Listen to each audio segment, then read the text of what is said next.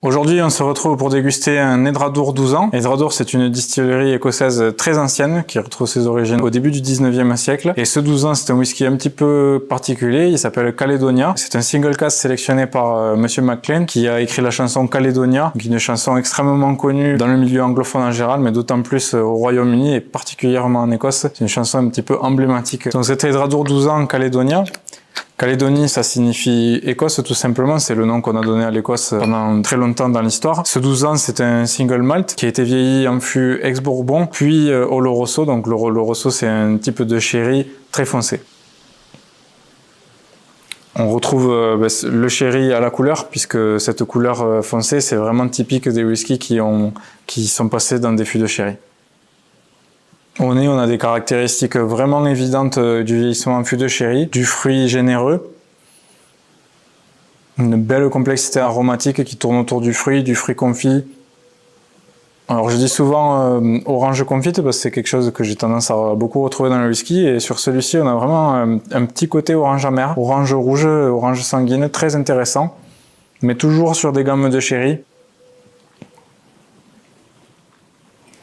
En bouche, on retrouve vraiment toute la générosité du fût de sherry. Je crois que c'est un whisky qui a fait 4-5 ans de fût, donc c'est normal qu'on retrouve ces caractéristiques de sherry. Vraiment un fruit généreux. Du pruneau, toujours un petit peu ce côté orange amer, orange confite. Vraiment généreux sur le fruit, c'est vraiment un classique du vieillissement en fût de sherry.